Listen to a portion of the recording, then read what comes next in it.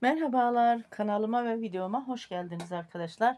Ekranda da gördüğünüz gibi sizlere yine böyle renkli bir yelek çalışacağım. Elimizde kalan küçük ipleri değerlendirelim arkadaşlar. Biliyorsunuz ipleri fiyatını artık hani gidip bir ip almaya insan korkar oldu. Böyle elimizde küçük ipler var. Ne yapalım diye düşünüyoruz değil mi? Atmaya da kıyamıyoruz. Bunları böyle değerlendirelim. Benim elimdeki renkler kız bebekler için uygundu. Sizler de farklı renkler çalışarak kız ve erkek bebekler için çalışabilirsiniz. 4 renk çalışıyorum ben. Dilerseniz sizin elinizde daha böyle küçücük küçücük ip varsa renkleri çoğaltabilirsiniz. Şimdi yeleğim için ben şöyle hemen ilmek sayısını vereyim. 79 ilmek başladım. Yeleğimi arkadaşlar şu şekilde sayalım. İlmekleri ayırdım. Ön yüzünden 4 sıra haroşa sırasını oluşturdum. İlmekleri ayırdım. 3, 6, 9, 12 ilmek ön yaka için ayırdım. 7 ilmek reglan artırım için ayırdım. 5 ilmek kol için ayırdım. 7 ilmek reglan artırım için ayırdım.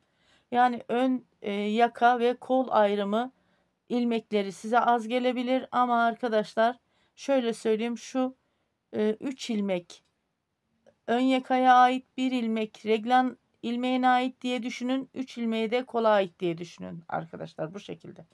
Daha sonra yine 7 ilmek reglan artırımı, arkası da 3, 6, 9, 12, 15, 17 ilmek yeleğin arka sırt bölümü, 7 ilmek reglan artırım, 5 ilmek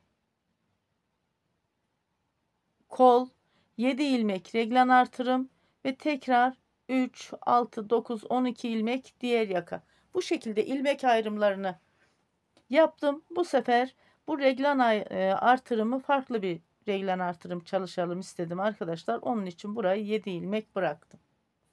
Şimdi hemen şu 3 tane ipimi kenara alıyorum. Bismillahirrahmanirrahim diyorum ve yeleğimizi çalışmaya başlıyorum. Şişim 3 numara. İplerimde 100 gramı 250 metre değerinde olan antipiyelik bir ip arkadaşlar. Elimde kalan küçük ipler olduğu için markasını da veremeyeceğim size, renk numarasını da veremeyeceğim. Zaten burada amacımız elimizdeki kalan ipleri değerlendirmek değil mi? Siz de elinizde kalan ipleri değerlendirirsiniz. 100 gramı 250 metre değerindeyse ipleriniz 3 numara şişse benim yaptığım ölçüde bir yelek yapabilirsiniz. Yoksa yani bir tık kalın 3,5 numarayla yapıyorsanız aynı ilmekle daha büyük bir ölçüde yelek olur. 330 metrelik bir iple yapıyorsanız, 3 numarada yine bir şişle örüyorsanız daha küçük bir ölçüde bir yelek elde edebilirsiniz. Buradaki amacımız sadece elimizde kalan ipleri değerlendirmek. Şimdi örgümüzün arka tarafından haroşayla örüp gelelim. İlmeklerimi ayırdım. Örgünün arka tarafından da 4 sıra haroşa elde edelim.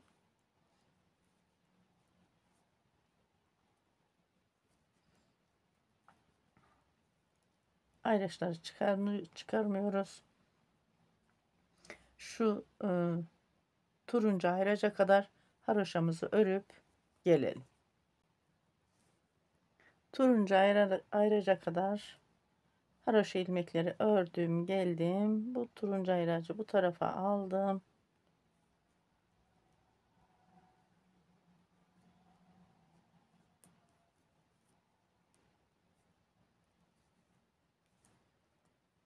Şimdi burada 12 ilmeğimiz var değil mi? Şöyle 1, 2 ilmek haroşa ördüm. Örgümü döndürüyorum.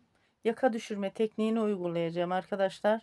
Bu sefer yakada ilmeklerimiz az kaldı ama ön pat 7 ilmeğe kadar bu şekilde yaka düşürme tekniğimizi uygulayacağım. Şimdi örgümü döndürdüm.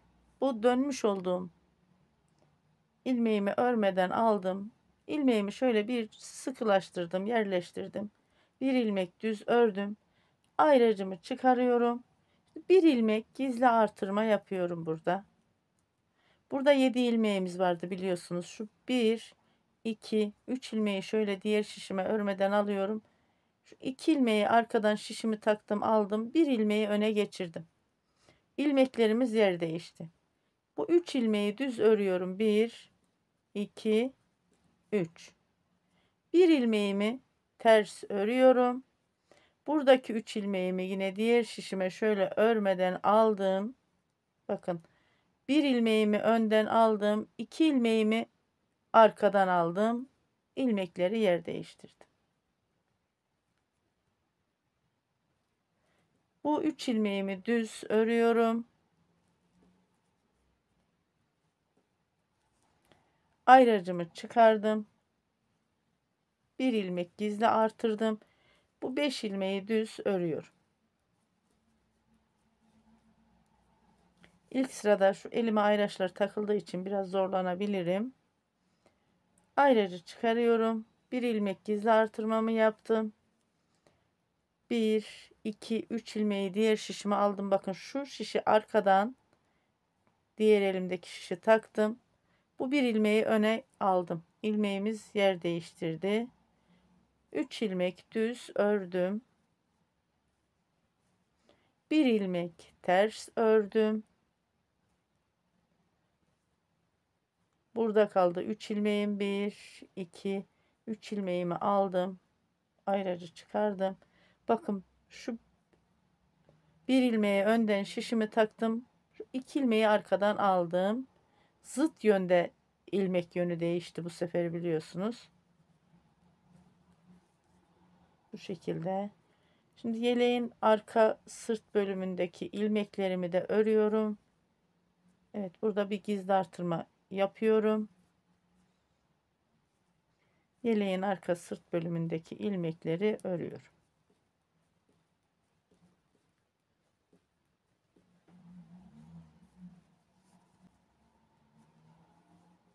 Bu ayraca kadar geldim. Ayracımı çıkardım. Bir gizli artırma yaptım.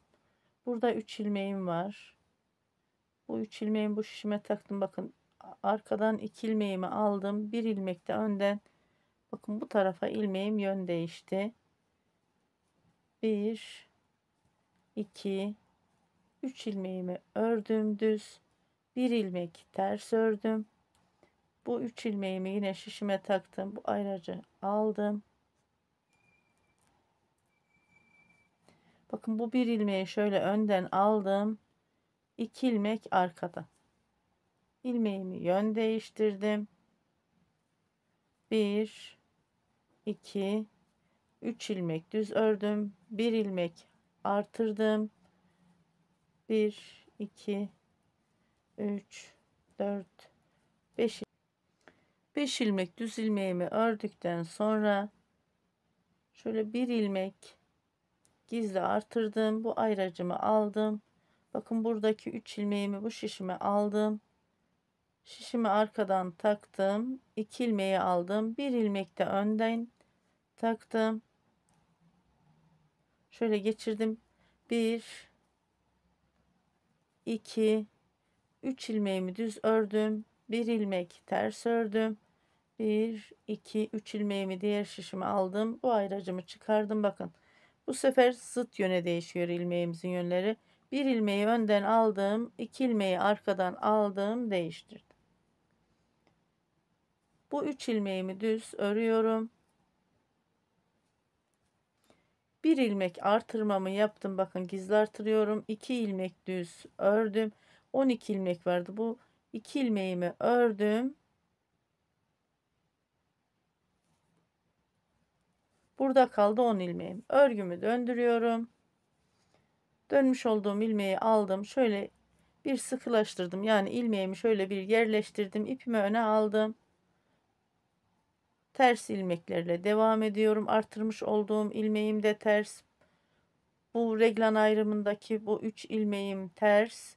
Ortadaki bir ilmeğim örgünün ön yüzünden tersti. Bakın, arka yüzünden düz.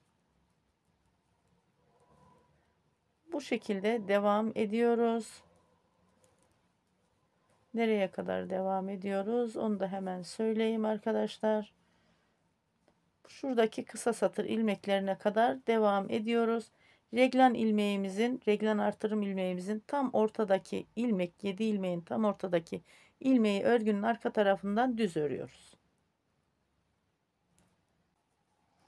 Kısa satır ilmeklerime kadar geldim. Burada 2 ilmek yine şöyle alıyorum. Burada kaldı 8 ilmeğim. Örgümü döndürüyorum. İpimi arkaya aldım. Dönmüş olduğum ilmeğimi şöyle bir yerleştirdim. Sıkıştırarak ipimi. Düz örüyorum. Bakın burada 7 ilmek reglan ilmeğim. Burada model çalıştığımız için reglan ilmeklerinde ilmeklerimiz kendini belli ediyor. Şu artırmış olduğum ilmek 3 ilmeğin dibinde. Bunu da düz örüyorum. 1 ilmek artırıyorum. 3 ilmek düz örüyorum. 1 ilmek ters örüyorum. 3 ilmek düz örüyorum. Robamız aslında çok kolay arkadaşlar. Bir sıra işlem yapıyoruz robanın modelinde.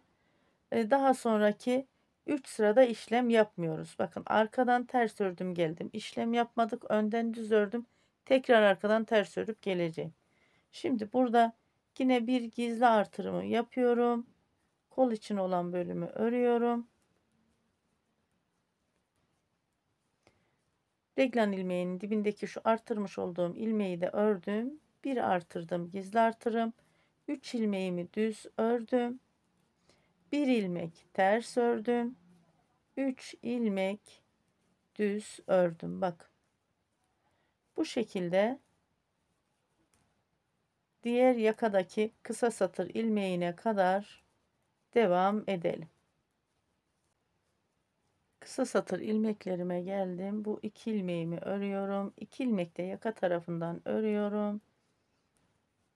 Evet, burada kaldı 3 6 8 ilmeğim. Örgümü döndürüyorum. Bakın bu ilmeğimi örmeden aldım, dönmüş olduğum ilmeğimi bir yerleştirdim. Örgümün arka tarafından ilmeklerimi ters örüyorum. Nereye kadar? Hemen onu anlatacağım size arkadaşlar. Bakın reglan ilmeğimin, yani reglan artırım ilmeğim 7 ilmek ya. Tam ortasındaki ilmeğim düz. Bu ilmeğimizi düz örüyoruz. Şu şekilde gösterebilirim, bakın. Ön yüzünden ters, arka yüzünden düz. Bu şekilde diğer yakadaki, bu yakadaki yaka düşürme ilmeğine kadar örüp gelelim. Evet, kısa satır ilmeklerime kadar geldim. Burada yaka düşürmeye çalışıyoruz, biliyorsunuz. Burada şimdi 2 ilmek ters örüyorum. Burada kaldı 6 ilmeğim. Örgümü döndürüyorum. Yani ön pat ilmeklerimde de kısa satırı çalışıyorum, 7 ilmeğimde de. Buradaki ilmeğimi böyle döndüm. Şimdi 3 6 7 ilmeğim. Bu bir ilmeğim ön pata ait olduğu için evet, bunu düz örebilirim. Bakın, düz ilmeklerimle örüyorum.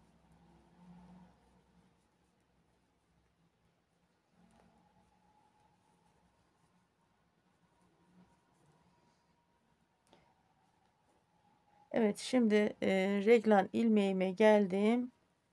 Bir ilmek artırdım. Bu sıra artık yine işlem yapıyoruz. İlmek yerleri değişiyor. Bu 3 ilmeğimi diğer şişime aldım. Şöyle arkadan 2 ilmeğime taktım. Bir ilmeğimi de önden aldım. İlmeklerim yer değiştirdi. 3 ilmeğimi düz ördüm. Bir ilmek ters ördüm. Bakın. 1 2 3 ilmeğimi bu şişime aldım. Öndeki bir ilmeğimi aldım. 2 ilmeği arkadan aldım. İlmeklerim yer değişti. Zıt yöne yer değişiyor. 3 ilmeğimi düz örüyorum. Bir ilmek artırdım. Kol için olan bölümü düz örüyorum.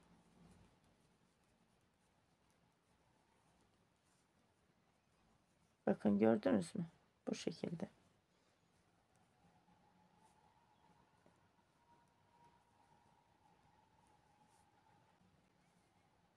Şimdi bakın yine reglan artırım ilmeğimin dibine geldim. Bir ilmek gizli artırdım. 1 2 3 ilmeğimi bu şişime aldım. Bakın diğer şişimi arkadan taktım. Bu 2 ilmeğimi aldım. Bir ilmeği önden geçirdim. 3 ilmeğimi düz ördüm. Bir ilmek ters ördüm. 1 2 3 ilmeğimi diğer şişime aldım. Bu sefer bir ilmeğimi önden böyle aldım. 2 ilmeğimi arkadan. İlmekler karşılıklı zıt yöne değişiyor. 3 ilmeğimi düz ördüm. Bir ilmek artırdım, gizli artırım. Düz ilmeklerle devam ediyorum. Şimdi bu her iki reglanda yapmış olduğum işlemi, bu kolda yapmış olduğum işlemi bu koldaki her iki reglanda da yapacağım arkadaşlar. Şurada kısa satır ilmeğine gelene kadar örüp gelelim. Kısa satır ilmeğime kadar ördüm, geldim. Burada 1 3 6 7 ilmeğim ön pata ait. Bir ilmeğimi düz aldım. Bir ilmeğimi ters aldım. Bura ön pata ait olduğu için örgümü döndürdüm. Dönmüş olduğum ilmeğimi şöyle aldım, bir yerleştirdim. İpimi öne aldım. Ters örüyorum. İlmeklerimi şu reglen artırım ilmeğimin tam ortasındaki ilmeğimi de düz örüyorum. Bakın. Şimdi şu taraftaki kısa satır ilmeğine kadar gelelim. Şu kısa satır ilmeklerime kadar ördüm, geldim.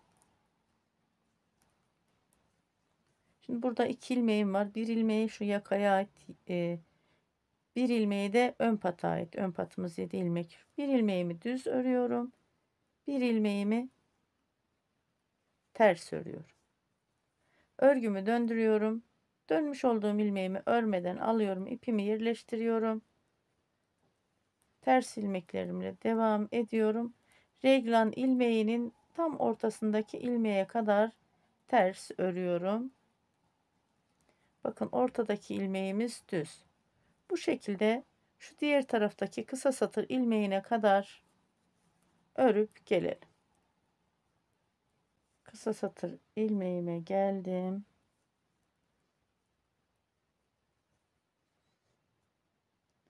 Burada 6 ilmek kaldı ön pat ilmekten, biliyorsunuz arkadaşlar. Daha bir kısa satır tekniği çalışmayacağım. Bir ilmek çalıştık buradan. Şu bir ilmeğim ön patı ilmeğime ait. Şöyle. 6 ilmeğim var. Şimdi şu 1 2, bu 2 ilmeğimi ördüm. Bir ilmek artırdım. İlk yeri açıyorum. 2 ilmeğin içerisine bir ilmek aldım. Bu 2 ilmeğimi de ördüm. Örgümü döndürdüm. Son kısa satır tekniğimi çalışmıştım. Bu tarafta arkadaşlar artık çalışmıyorum. Şöyle bakalım. 1 2 3 sefer kısa satır çalıştık. Yeterli. Şimdi şuradaki bir ilmeğimi aldım. Örmeden örgümün ön yüzünden ön pat ilmeklerimi haroşa örüyorum. 3 6, bir ilmekte bu ilmeğim 7.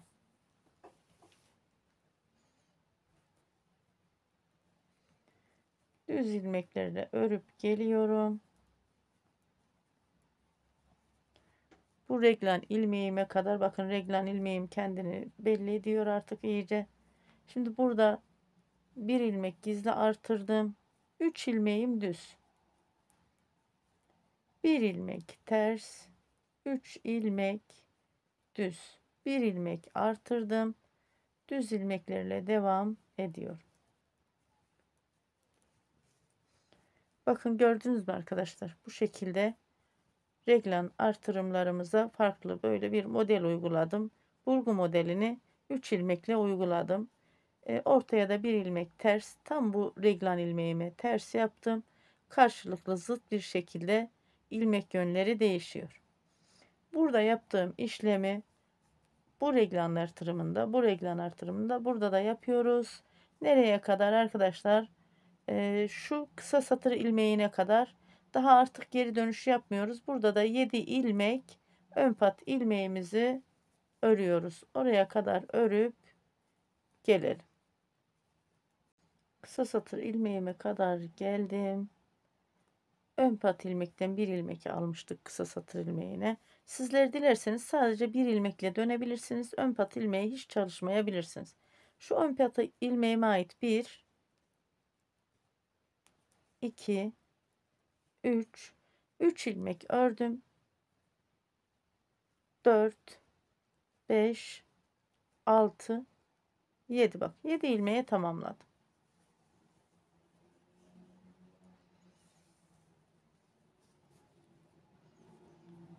Yine güzel bir roba çalışmamız olacak arkadaşlar. Ortaya güzellik çıkacak. Şimdi örgümü döndürdüm. Örgümün arka tarafından 7 ilmek ön pat ilmeğimi haroşa örüyorum.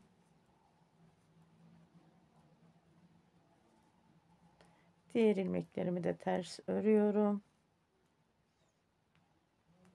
Reglan ilmeğimin tam ortasındaki ilmeği düz örüyorum. Bu şekilde sıra sonuna kadar örüp gelelim. Sıra sonuna kadar örgümün arka tarafından ördüm, geldim. Şimdi örgümün ön yüzünü döndürüyorum. Burada şöyle bir sefer daha şu ilmek değişimi çalışalım robada arkadaşlar. Çünkü artık robadaki şu reglan artırımdaki modelimizin mantığını anladık. 7 ilmek ön pat ilmeğimi örüyorum.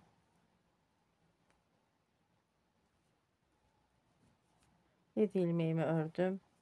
Düz ilmeklerimi örüyorum.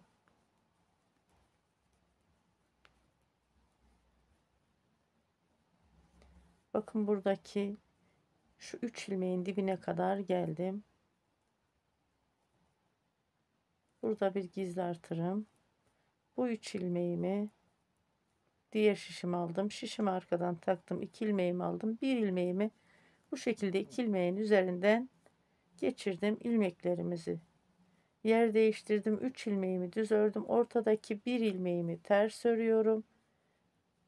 Buradaki 3 ilmeğimi aldım. Bu sefer ilmeğimiz zıt yöne yer değişiyor. 1 ilmeği önden aldım. 2 ilmeği şöyle arkadan.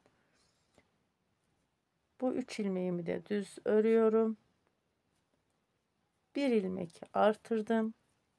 Kol için olan ilmeklerimi örüyorum.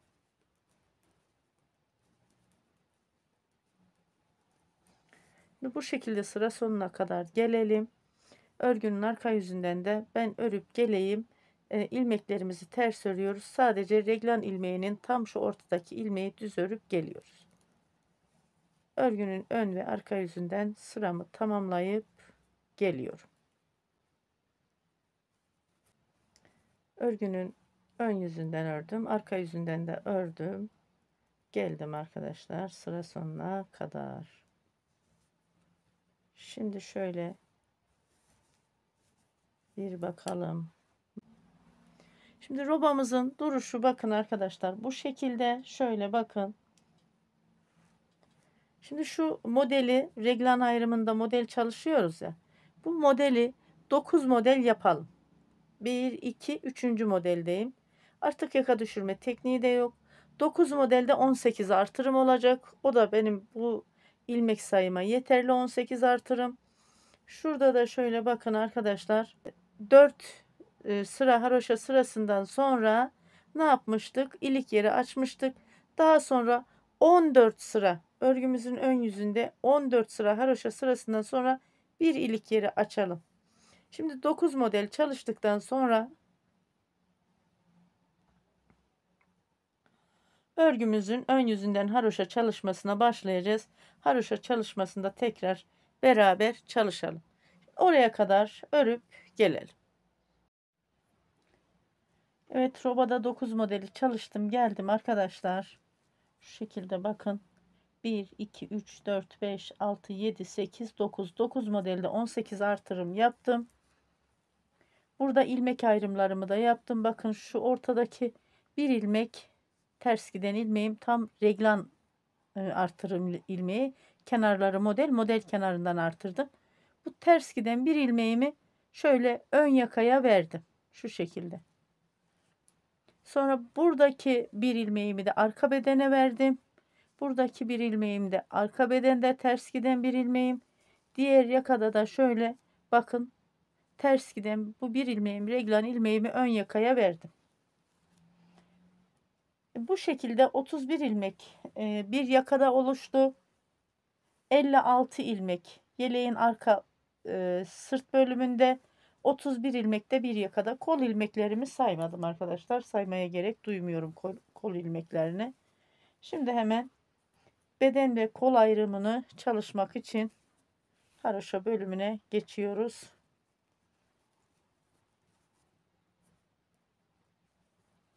Şöyle baştaki ilmeğimi örmeden alıyorum. İpimi öne alıyorum. 7 ilmek ön pat ilmeğimi haroşa örüyorum biliyorsunuz. Daha sonra gördüğüm tüm ilmeklerimi haroşa örüyorum.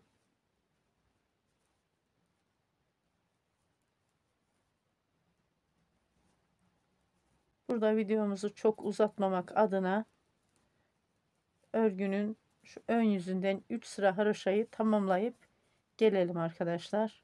Arka yüzden de 3 sıra oluyor. Ön yüzden de 3 sıra haroşayı tamamlayıp gelelim. 4. sıra haroşada koldaki ilmeklerimizi kesiyoruz. Kol ve beden ayrımını yapıyoruz. Bu haroşa ilmekleri sıra sonuna kadar örüp geliyorum.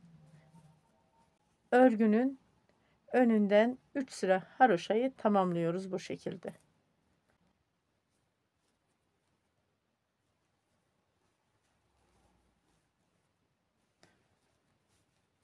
Örgünün ön yüzünden 3 sıra haroşa sıramı tamamladım. Geldim.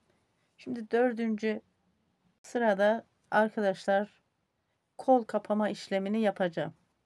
Burada bak.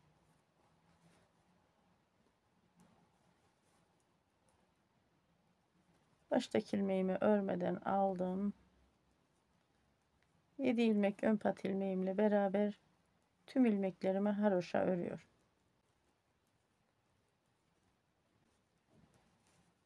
Şu turuncu ayraca kadar haroşa örüp gelelim. Turuncu ayraçta kol ilmeklerini kapatacağız. Turuncu ayraca geldim. Şimdi bu ayracımı alıyorum. Şimdi kol ilmeklerini kapatalım.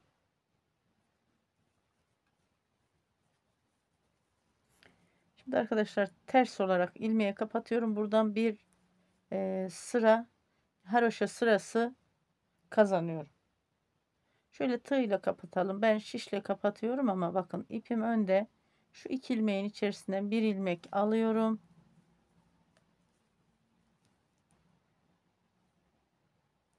Şu şekilde bakın. İpimi öne alıyorum. Bu bir ilmeğim sabit elimde. İpim önde. Bu bir ilmeğimi alıyorum tığıma. İki ilmeğin içerisinde bir ilmek. Bu yeleğimizde tığ ile kapatalım.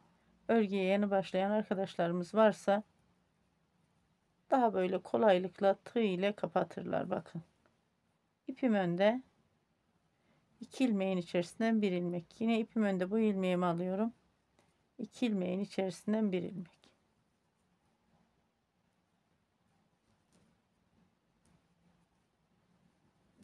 Kırmızı ayraca kadar ilmeklerimizi kapatıp gelelim. Bakın arkadaşlar burada bir sıra haroşa sırası elde ettim.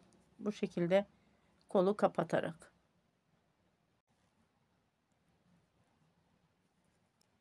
Kırmızı ayraca geldim. Ayracımı alıyorum. Bakın bu bir ilmeğimi de aldım. Bakın bu bir ilmeğim elimde sabit. Bir ilmeğim de yeleğin arka sırt bölümünden aldım. Tamamladım. Bu ilmeğim buraya ait. Şimdi örgümü döndürüyorum. Şöyle arkadaşlar. Bakın burada ilmek artıracağım. şekilde de örgümüzün kapama tekniğinin düzgünlüğüne bakalım. Şimdi burada şöyle 1 2 3, tabii siz nasıl alışıksanız o şekilde artırınız. 4 5 ilmek yeterli. 5 ilmek artırıyorum.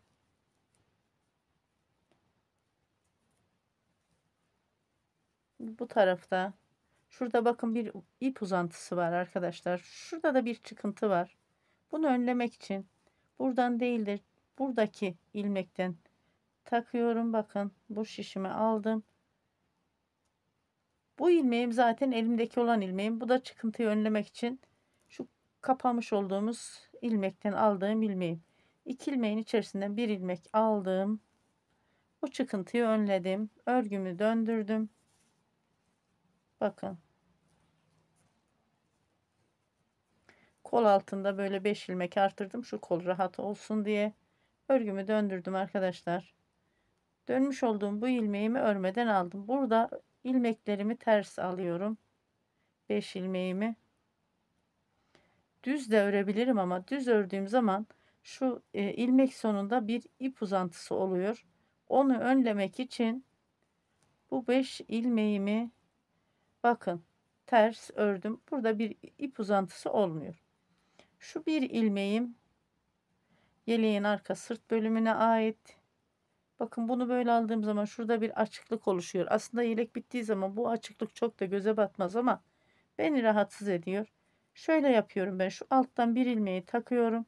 Şöyle ikisini birden alıyorum. Bakın. Onu da burada kapatmış oldum.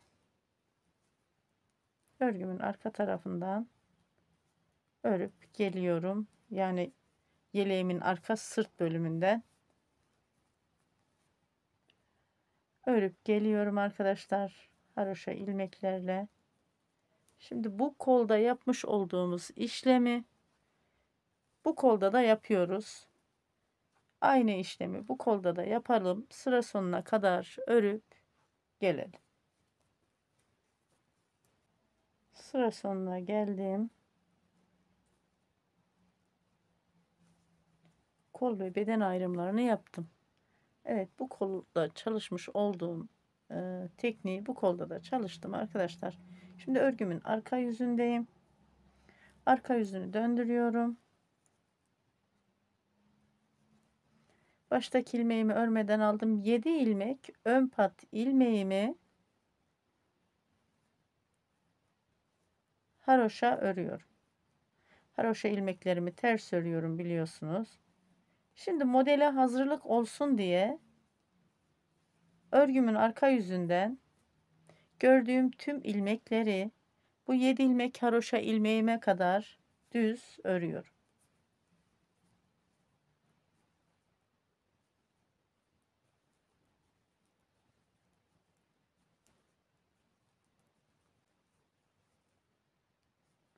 Bakın bu şekilde.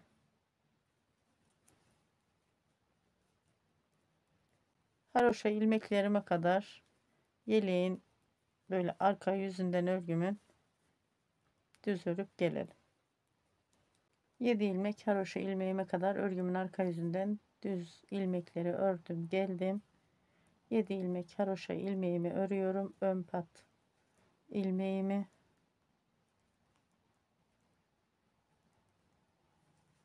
örgümün şöyle ön yüzünü döndürüyorum. Bakın arkadaşlar.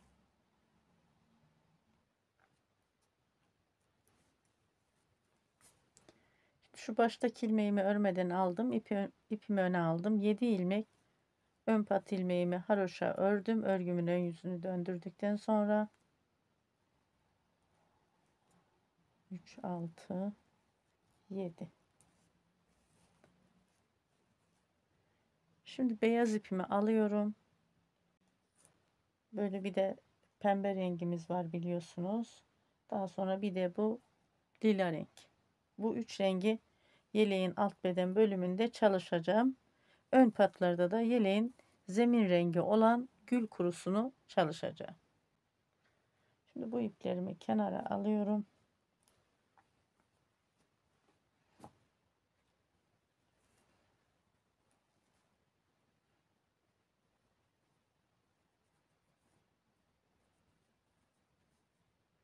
Beyaz ipimi sabitliyorum.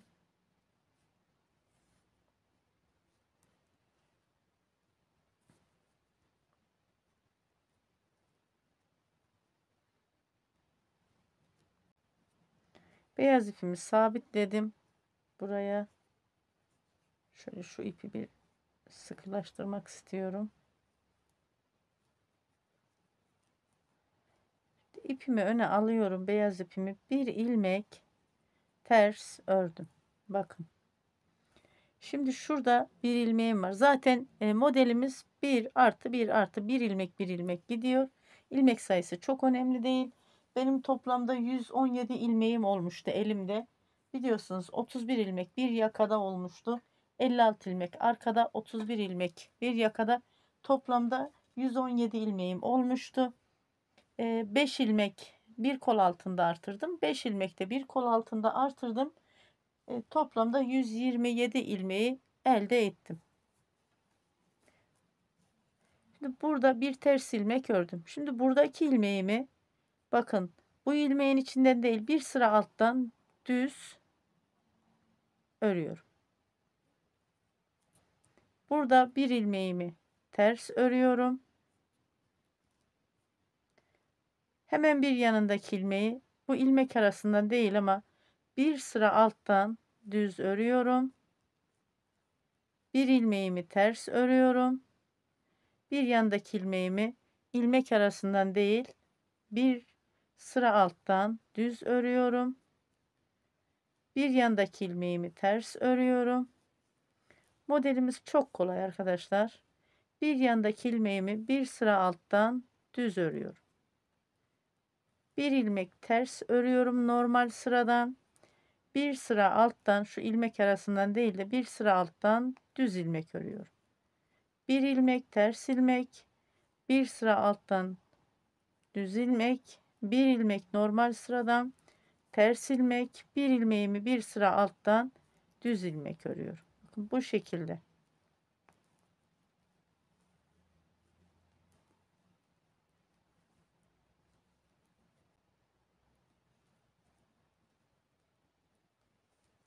Şimdi diğer taraftaki şu 7 ilmek pat ilmeğine kadar örelim.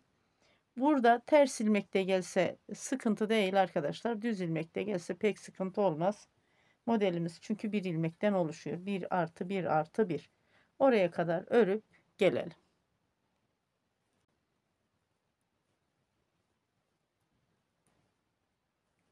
Evet, sıra sonuna doğru geliyorum. 7 ilmek ön pat ilmeğime 3 ilmek kaldı. Burada ters ilmek aldım. Düz ilmek aldım. Ters ilmek aldım. Burada düz ilmeğim denk geldi. Sıra başında ters ilmek almıştım. Burada düz ilmeğim denk geldi. Bu modelde çok da önemli değil arkadaşlar. Model birbirini tamamladığı için sıkıntı değil. Şimdi burada ön pat için zemin renk ip sabitliyorum.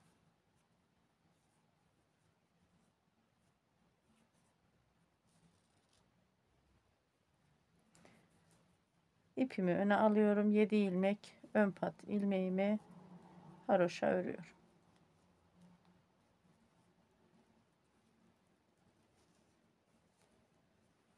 Örgümü döndürdüm. Şöyle bakın, döndürmeden önce.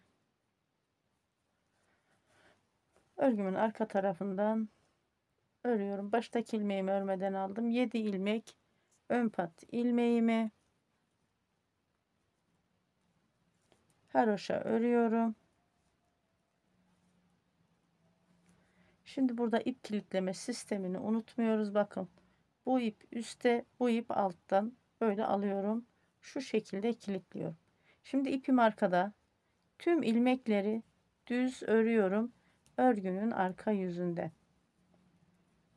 Modelimiz 2 sıradan oluşuyor. Bu kadar arkadaşlar. Sadece kaydırmalı. Bir sonraki renkte ilmeklerin yerini kaydırıyoruz. Bakın. Düz ilmeklerle örüp gelelim. Şu diğer taraftaki, bu yakadaki 7 ilmek ön pat ilmeğimize kadar örüp gelelim. Orada yine ip kilitleme sistemini yapalım.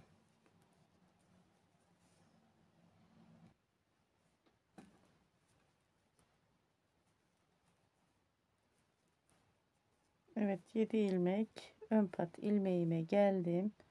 Burada yine şu ip kilitleme sistemini unutmayalım. Bakın, bu beyaz ilmeği üstten aldım. Zemin renk olan gül kurusu rengi alttan aldım. Şöyle bir ipi kilitledim. 7 ilmeğimi haroşa örüyorum.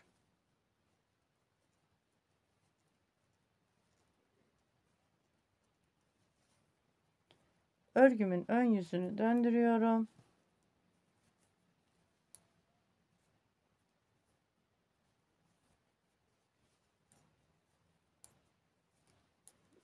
Model biraz ördükçe, ilerledikçe ortaya çıkacak arkadaşlar.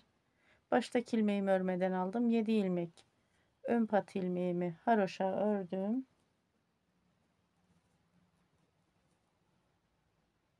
3, 6, 7. Şimdi burada şu lila rengi sabitliyorum.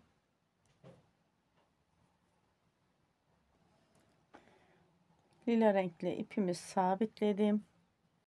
Şimdi bakın, bu iki ipi şöyle alıyorum. Lila renkli ipi alttan aldım. Burada başta ne yapmıştık? Ters örmüştük ilmeğimiz, değil mi? Şimdi burada beyaz ilmeğin şu aradan değil de bir alt sıradan alıyorum ilmeğimi. Burada bir alt sıradan almıştım. Ters örüyorum. Ters ördüğüm ilmeğimi bir alt sıradan alıyorum. Bir alt sıradan, bakın ilmeğimiz belli. Aldığımız ilmeği ters örüyorum.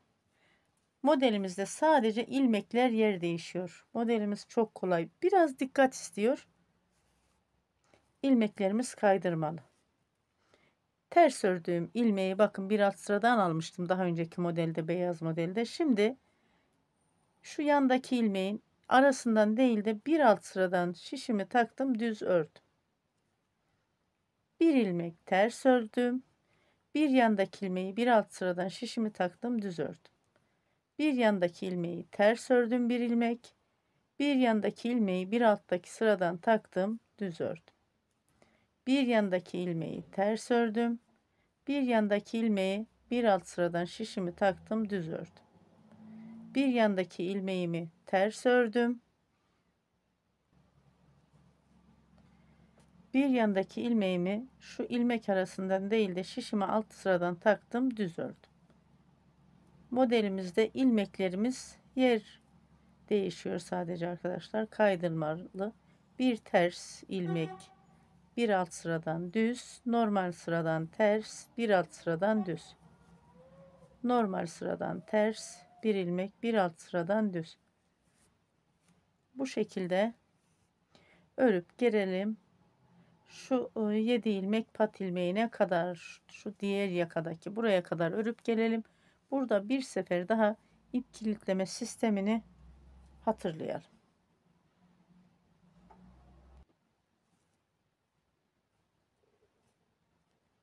Şimdi bakın, burada 3 ilmeğim kaldı. Burada ters ilmek denk gelmişti. Beyaz modelde. Burada bir alt sıradan aldım. Burada ters ördüm.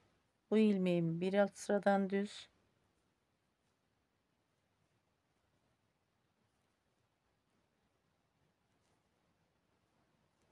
Pardon, bu ters gelmemişti. Bir alt sıradan almıştım. Bu ilmeğim normal ters. Şimdi bakın, şurada yine alttan gül kurusu rengi alıyorum. Zemin rengi, bakın. Lila renk ipi böyle aldım. Kilitledim. İpimi öne aldım. 7 ilmek ön pat ilmeğimi haroşa ördüm. Beyaz modelde nasıl olmuştu? Tersle örüp başlamıştım. Düz gelmişti. Bu lila renkli ipte düzle ördüm. Burada ters geldi. Şöyle örgümü döndürüyorum. İplerimi şöyle alalım bir.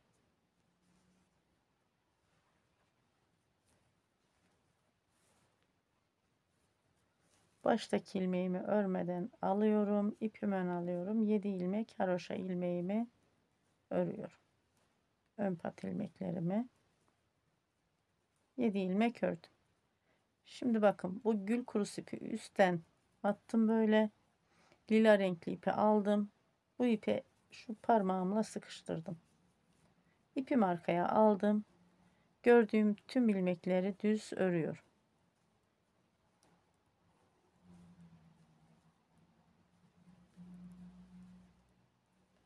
Örgünün arka yüzünden modelimizde ilmeklerimizi düz örüyoruz.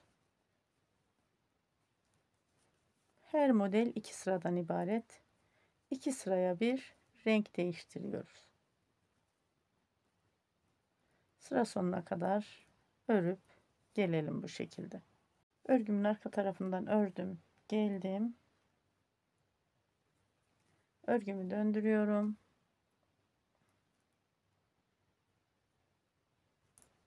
İp fazla olunca şöyle biraz karışıyor, onu düzeltmem gerekiyor.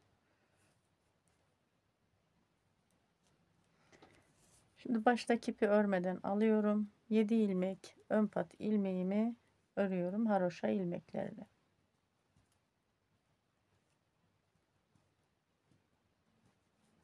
Şimdi burada şu pembe ipimi sabitledim, hazır ettim.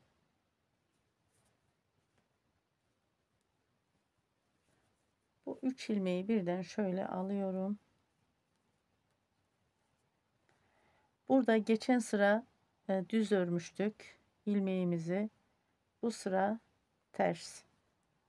Yani bu modelde ters, pardon.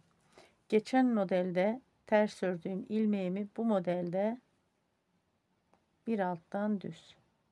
Geçen modelde düz ördüğüm ilmeğimi bu modelde bir alttan bir normal ters, pardon. Şimdi bir yandaki ilmeğim şu aradan değil de bir alttan düz. Bir yandaki ilmeğim normal sıradan ters. Bir yandaki ilmeğim ilmek arasından değil ama bir alt sıradan düz. Bir yandaki ilmeğim ters. Bir yandaki ilmeğim düz. Bir yandaki ilmeğim ters. Bir yandaki ilmeğim düz. Bir ters ilmek, bir düz ilmek, bir ters ilmek, bir düz ilmek. Ama düz ilmeklerimiz hep bir sıra alttan, bakın şöyle yer değişiyor. Şu beyaz modelle bu pembe modelim aynı şekilde oluyor arkadaşlar, ilmek yerleri.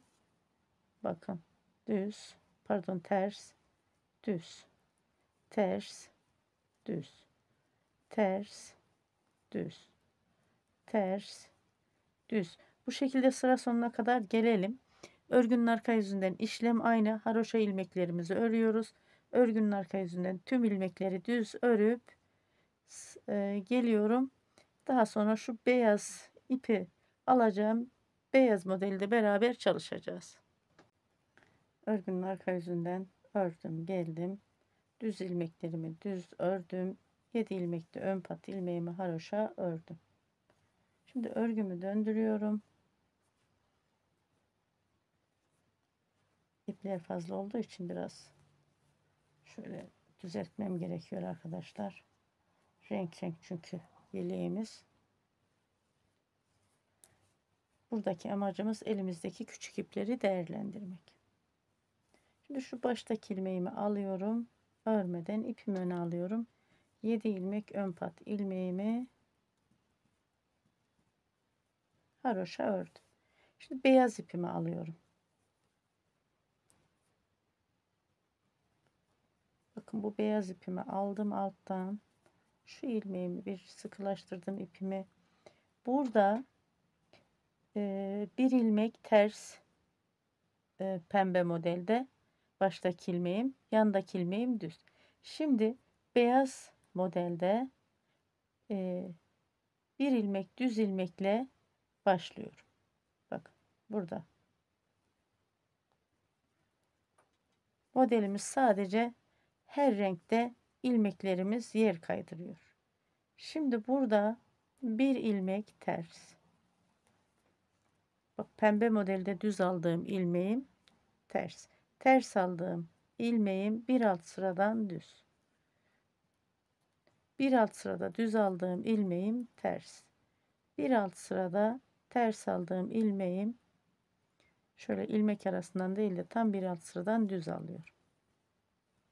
Modelin mantığını artık anladık. Bir ters ilmek, düz ilmek bir alt sıradan, bir ters ilmek normal sıradan, bir düz ilmek bir alt sıradan.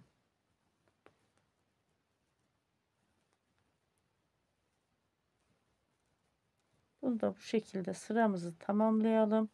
Örgünün arka yüzünden de haroşa ilmeklerimizi haroşa örelim. Beyaz ilmeklerimizi de düz örüp gelelim. Sıra sonuna geldim. Şimdi şurada temiz işi bir yapalım arkadaşlar. Şuradaki görüntü kirliliği bir kaybolsun.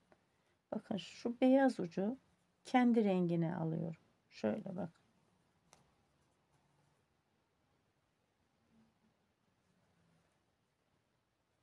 Şöyle bir sabitliyorum. Kendi renginde. Aradan alıyorum ipi.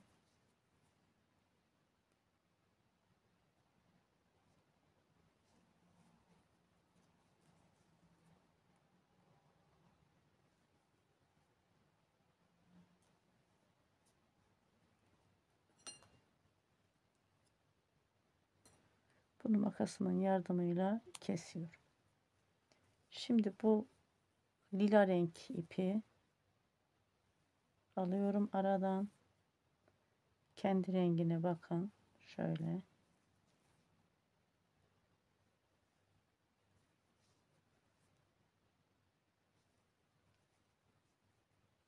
Örgünün ön yüzünden de hiç ip geçtiği belli olmasın.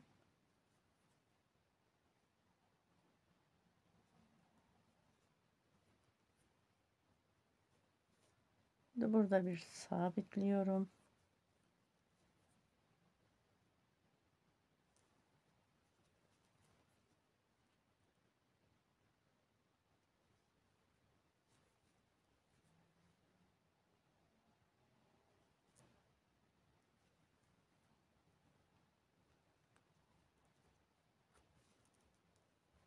Tekrar sabitliyorum. Bunu da kesiyorum. Bu şekilde kaybediyoruz. Şu diğer pembe rengi de aynı şekilde kaybediyoruz. Pembe ipi de aynı şekilde kaybettim. Şimdi örgümü döndürüyorum.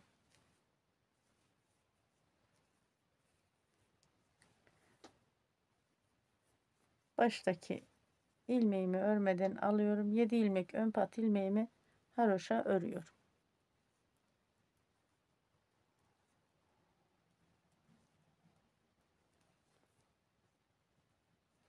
Şimdi burada şu lila renkle devam edeceğim.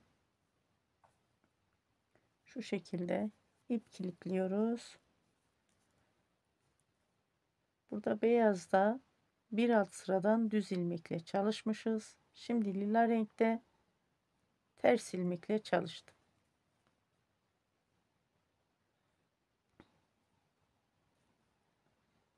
Affedersiniz, boğazım gıcık oldu. Orada videoyu durdurmak zorunda kaldım. Ters ilmekle çalıştım. Şimdi bir yandaki ilmeğim beyaz modelde ters ilmek arasından değil de bir alt sıradan düz çalıştım. Bir ilmek ters çalışıyorum normal sıradan. Bir alt sıradan bir ilmek düz. Bir ilmek ters çalışıyorum normal sıradan. Bir alt sıradan bir ilmek düz.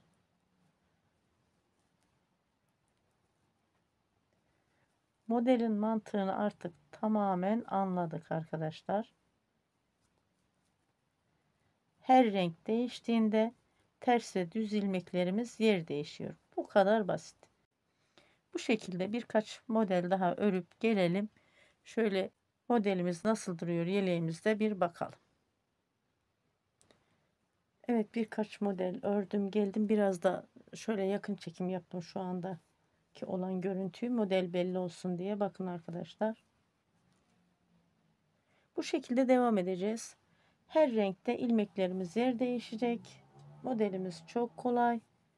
Siz dilerseniz bu roba altına farklı bir modelde çalışabilirsiniz.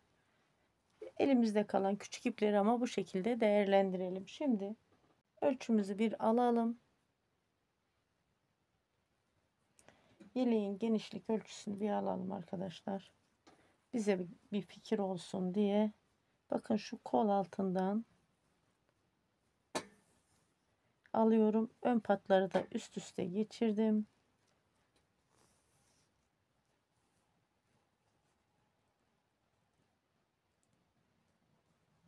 Şöyle bakıyorum. Şu anda bize verdiği ölçü 28,5 santim. Ama dediğim gibi yelek bittikten sonra düğmeleri diktiğimiz zaman net bir ölçüyü verir bize. Hani yeleğimiz 1 yaş için uygun olacak. Normalde 1 yaş yeleğimizin genişliği 28 santim arkadaşlar. Şimdi ben yeleğimi yeterli bir ölçüye gelene kadar öreyim. Bakın 1-2 ilik yeri açtım. Toplamda galiba bir 5 ilik yeri açılır. Yine şurada alt haroşa bölümünü beraber çalışırız. Oraya kadar siz de örün, ben de öreyim. Şöyle bakın. Astarına da bir bakalım. Yeleğin arka astarı da bu şekilde görüntüsü. Yeterli bir ölçüye gelene kadar ördüm. Bakın arkadaşlar şöyle. Şurada model sayısını hemen sayalım. Beyazları sayıyorum sadece. 1, 2, 3, 4, 5, 6, 7, 8, 9, 10, 11, 12, 13 tane beyaz modelden ördüm. Bakın. Haroşadan sonra beyaz çalıştım ya. Şimdi hemen lastik çalışmasına geçiyoruz arkadaşlar. Şöyle bakalım. 4 tane ilik yeri açtım. 5. ilik yerinde bakın. Çalıştım. Örgünün arka tarafından gelirken son ilik yerini çalıştım. Lastik çalışmamıza geçiyoruz. Alt haroşa için.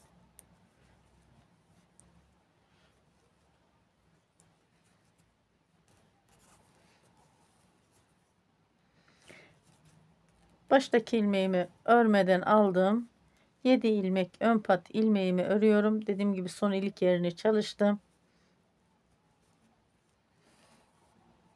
Şimdi modelden sonra ben bir sıra ön yüzden düz, bir sırada arkadan ters geleceğim. 2 sıra bir zemin renk çalışacağım arkadaşlar. Daha sonra haroşa bölümüne geçeceğim.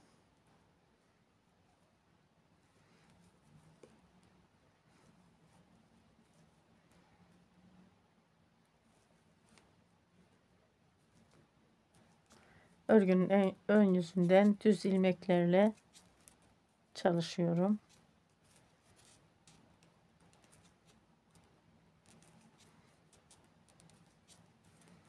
Sıra sonuna kadar çalışalım çünkü haroşayı ben ters ilmek örüyorum. 7 ilmek ters ilmeğimi ördüm. Daha sonra düz ilmeklere geçtim. Şimdi örgünün ön yüzünden düz öreyim. Arka yüzünden de ters örüp geleyim.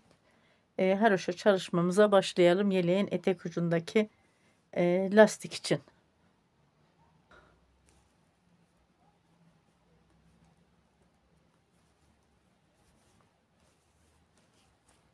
Örgünün ön yüzünden bir sıra düz, arka yüzünden de ters ördüm geldim. Haroşaya başlıyorum şimdi etek ucundaki arkadaşlar. Baştaki ilmeğimi örmeden aldım. İpimi öne aldım.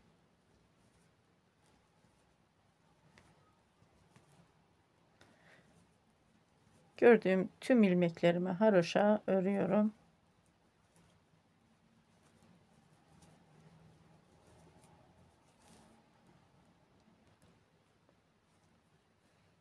Bu şekilde haroşa örmeye devam edelim arkadaşlar.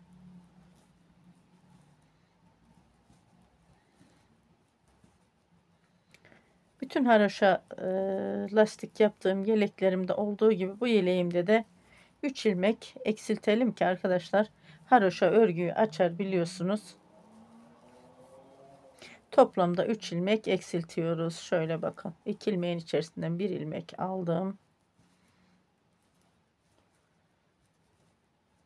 Sıra sonuna kadar örüp gelelim. Sıra sonuna kadar geldim. Örgümün ön yüzünden bir sıra haroşa oluşturdum arkadaşlar.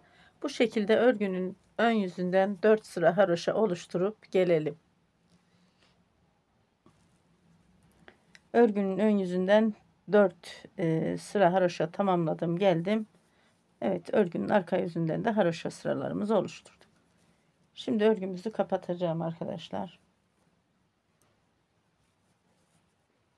Şu ilmeğimi aldım, ipimi öne aldım, ilmeğimi diğer şişime taktım. 2 ilmeğin içerisinden 1 ilmek aldım. Bu ilmeğimi diğer şişime taktım. Bakın bir arkadaki ilmek, 2 ilmeğin içerisinden 1 ilmek aldım. Diğer şişime takıyorum ilmekleri. Hep 2 ilmeğin içerisinden 1 ilmek alarak örgümü kapatıyorum ama ters örgüyle kapatıyorum. Burada bir sıra daha haroşa sırası elde etmiş oluyoruz.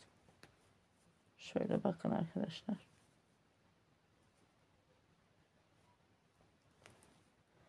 Örgümüzü nasıl ördüysek örgüyü kapatırken de aynı ayarda kapatalım. Yani örgümüzü gevşek ördüysek sıkmayalım, sıkı ördüysek gevşetmeyelim. Elimiz hangi ayardaysa o ayarda örgümüzü kapatalım. Bakın bu şekilde bir sıra daha haroşa elde etmiş oluyoruz. Örgüyü kapatayım, düğmelerini de dikip geleyim. Yeleğimi bitirdim, düğmelerini diktim. Çok cici bir yelek oldu arkadaşlar. Elinizde kalan parça ipleri, küçücük ipleri nasıl değerlendirelim diye düşünmeyin. Sakın çöpe de atmayın. Bakın bu şekilde bir yelekle değerlendirebilirsiniz. 4 renk kullandım ben burada. Ana renk böyle gül kurusu, ara renkler beyaz, lila ve pembe. Ana renkten elimizde kalan ip bu kadar arkadaşlar. Bir ipten bu kaldı. Diğer ipleri de biliyorsunuz küçük parça ipleri kullandık. Şimdi yeleğimizin genişlik ölçüsünü alalım. Çünkü yeleği bitirdik, düğmesini diktik. Şimdi net bir ölçüyü bize verir yeleğimiz. Şöyle kol altından ölçümüzü alıyoruz.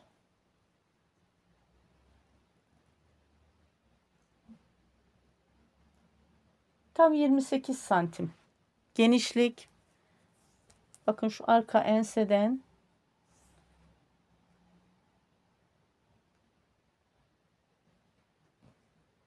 etek ucu da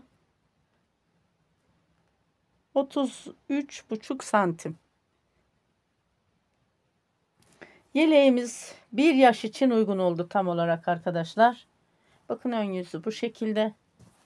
Arka tarafı da bu şekilde. Son zamanlarda böyle arta kalan ipleri değerlendiriyorum sizler için. Şimdi bir başka videolarda ve bir başka projelerde görüşmek üzere. Hoşça kalın, sağlıkla kalın. Allah'a emanet olun. Buraya kadar da izlediyseniz bir beğeni butonuna tıklayıp bir de yorum yaparsanız mutlu olurum. Kanalıma da abone olmayı unutmayalım arkadaşlar.